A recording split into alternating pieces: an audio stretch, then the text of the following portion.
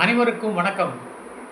Gold medalist இந்திய guide வழங்கும் கற்க கசடர நிகழ்ச்சிக்கு தங்களை வரவேற்பதில் பெருமகிழ்ச்சி அடைகின்றேன். सबको सादर प्रणाम. गोल्ड मेडलिस्ट हिंदी गाइड प्रस्तुति कற்க कसडर कार्यक्रम पर आप सबका हार्दिक स्वागत है. हिंदी साहित्य सदन इस मंच पर हम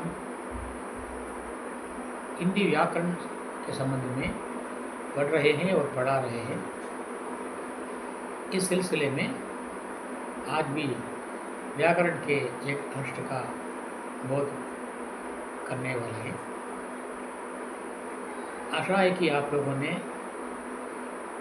हमारे इस चैनल का सब्सक्राइब किया होगा. अगर अभी तक नहीं किया हो आपने तो कृपया सब्सक्राइब करके सहयोग दें और साथ ही साथ अपने दोस्तों में भी इसको शेयर करके बांट करके हमें प्रोत्साहन दें ताकि हम और भी उत्साहपूर्वक अपना कार्य निभा सकें. आज हम शब्द के बारे में हम विचार विमर्श कर रहे थे. उसके अनेक दृष्टिकोण के बारे में हम देख रहे थे. आज का एक दृष्टिकोण है शब्दों के बारे में. व्युत्पत्ति की दृष्टि से शब्द के कितने भेद हैं. व्युत्पत्ति जैसे कि पैदा होता है, व्युत्पत्ति की दृष्टि से शब्दों के कितने भेद होते हैं, ये सवाल है. इसका जवाब है व्युत्पत्ति की दृष्टि से शब्दों के तीन भेद होते हैं. तीन भेद होते हैं: रूढ़ि, यौगिक, योग रूढ़ि. रूढ़ि, यौगिक, योग रूढ़ि. रूढ़ि का मतलब लक्षण यह है कि शब्द के खंड करने पर उसका कोई अर्थ ना निकले. शब्द का खंडन करने पर उसका कोई अर्थ ना निकले उसे रूढ़ि कहते हैं. जैसे मैं प्लस जा, मेज. मैं का अर्थ नहीं है, जा का अर्थ नहीं है. का ला माँ, का कोई अर्थ नहीं है, ला का कोई अर्थ नहीं है, माँ का कोई अर्थ नहीं है. इसी प्रकार कुर्सी, को का कोई अर्थ नहीं है, रा का नहीं है, सी का नहीं है. इसको क्या कहते हैं? रूढ़ि कहते हैं. यौगिक, दो या दो शब्दों के मेल से वो शब्द बनता है. उस शब्द का खंड करने से दूसरों का हर एक का अलग अलग अर्थ होता है. फॉर एग्जाम्पल पाठशाला. पाठशाला, पाठ प्लस शाला, पाठशाला. पाठ का हमने खंड कर दिया, शाला का खंड कर दिया, पाठशाला. पाठ का भी मीनिंग अर्थ है और शाला का भी अर्थ है. और दूसरा है हिमालय. हिम प्लस आलय, हिमालय. हिम प्लस आलय, हिमालय.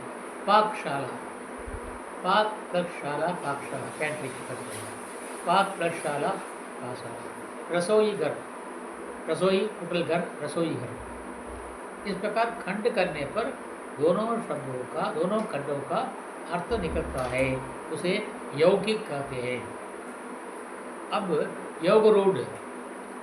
योगरूढ़ शब्द वे हैं जिनका खंड करने से दोनों खंडों का अर्थ निकलता है, अलग अलग अर्थ निकलता है, लेकिन उन्हें जोड़ने पर उसका अलग अर्थ निकलता है. यही योगरूढ़ कहा जाता है. शब्द के खंड करने पर दोनों खंडों का अलग अलग अर्थ होता है, लेकिन उसको मिलाने पर एक नया अर्थ निकलता है. जैसे पंकज. पंकज को खंड करने पर पंक प्लस अज. पंक का मतलब है कीचड़, सैर. अज मतलब पैदा होने वाला. पंक प्लस अज पंकज. पंक का मतलब है कीचड़, सैर. अज का मतलब है पैदा होने वाला. सर प्लस ओज, सरोज. सर नदी, नाला, उसको सर तालाब कहते हैं. ओज पैदा होने वाला, नाले में पैदा होने वाला, नदी में पैदा होने वाला, तालाब में पैदा होने वाला. लेकिन मिलाने पर क्या होता है? सरोज करने से कमल होता है. इसी प्रकार पंकज कहने से कमल होता है। पंख प्लस अज पंकज, इस प्रकार दोनों खंडों का एक, दोनों को खंडों के लिए जिसमें अर्थ निकले और उसको जोड़ने पर एक नया अर्थ निकले, उसको क्या बोलते हैं? योग रूढ़ कहते हैं। इस प्रकार रूढ़, यौगिक और योग रूढ़, ये उत्तर है किस सवाल का, किस प्रश्न का उत्तर है? व्युत्पत्ति की दृष्टि से शब्दों के कितने भेद होते हैं, वे क्या क्या हैं? एक रूढ़, दूसरा यौगिक, तीसरा योग रूढ़ी। रूढ़, योगी, योग रूढ़। रूढ़ी, यौगिक, योग रूढ़। रूढ़ी का मतलब होता है कि शब्द का खंड करने पर कोई अर्थ नहीं निकलता। यौगिक का कोई अर्थ होता है, इसका खंड करने पर अलग अलग अर्थ निकलता है। योग रूढ़ का शब्द का खंड करने पर दोनों खंडों का अलग अलग अर्थ निकलता है और जोड़ने पर दूसरा विशेष अर्थ निकलता है। तो योग का उदाहरण है मैं प्लस अज मेज, में जा मेज।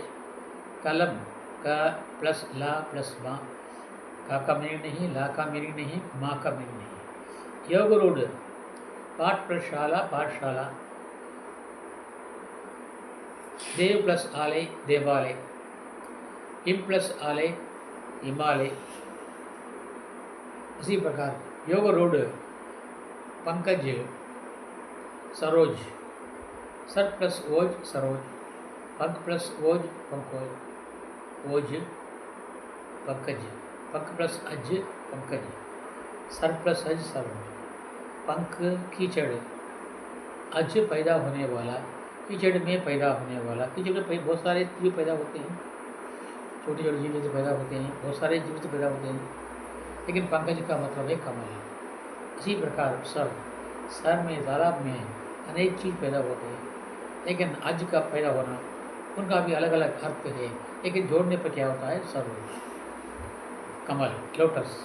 इस प्रकार यौगिक, योग रूढ़, ये व्युत्पत्ति की दृष्टि से शब्दों के भेद माने गए हैं। इसको अच्छी तरह याद कर लीजिए, मनन कर लीजिए। इसको आसान है, आसानी से आपको याद में आ जाएगा। मनन करना बहुत आसान है, कोई मुश्किल नहीं है।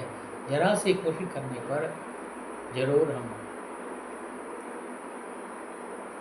समझ सकते हैं और सही उत्तर दे सकते हैं और अच्छे अंक पा सकते हैं।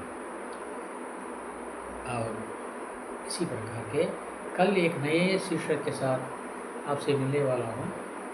आज का चिंतन, इंद्रिय चिंतने इनियवै कूरल, मीठी बातें बोलो, मीठे वचन बोलना, இனிய உளவாக இன்னாத குரல் கனியிருப்ப காய்கவர்ந்தற்று।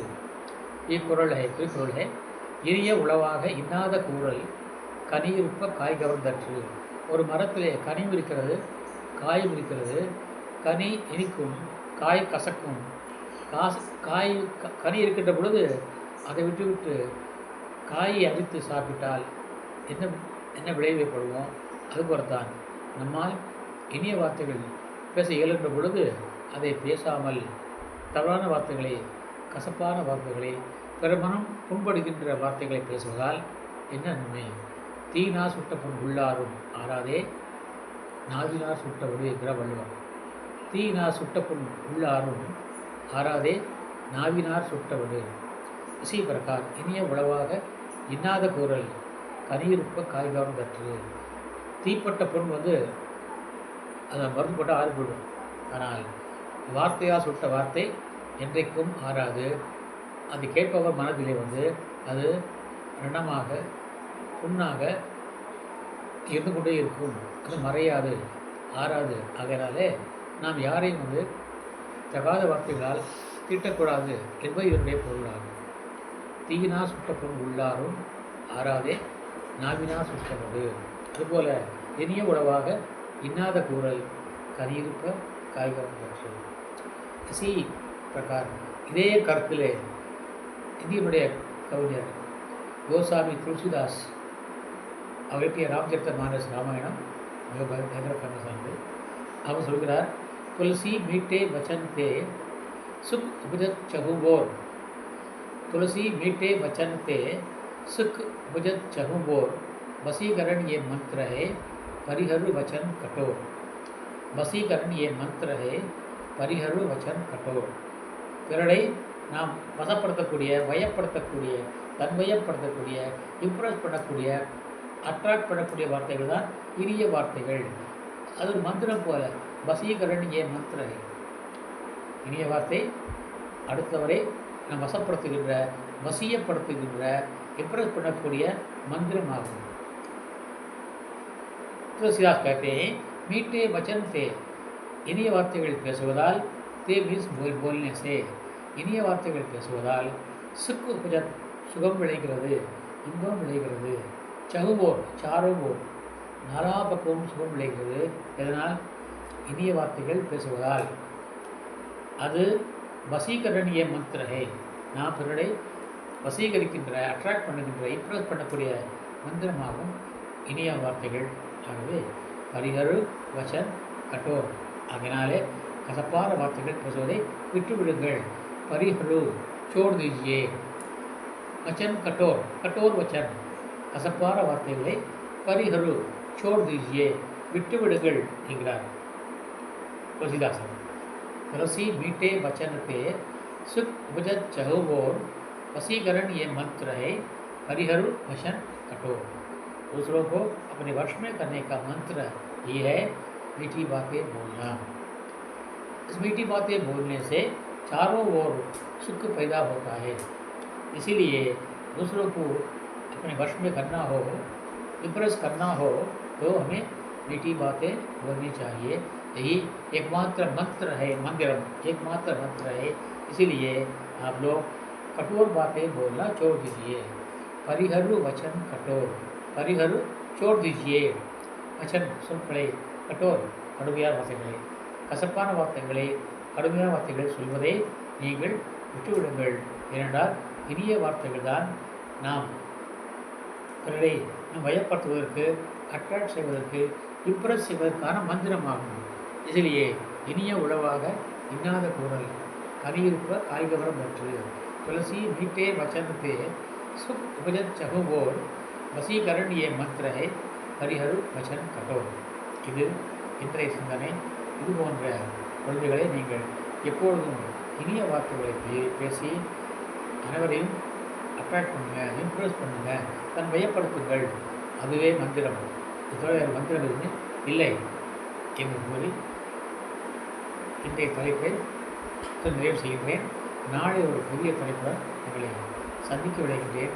அது வரைக்கும் வெளிவருவது தங்களின் नंबर आर सुंदरराजन। इसी प्रकार के एक नए शीर्षक के साथ कल आपसे मिलने वाला हूँ। तब तक के लिए आपसे विदा लेने वाला आपका सेवक आर सुंदरराजन, तिरुपुर, तमिलनाडु। नंरी नंरी नंरी, धन्यवाद धन्यवाद। जय हिंद।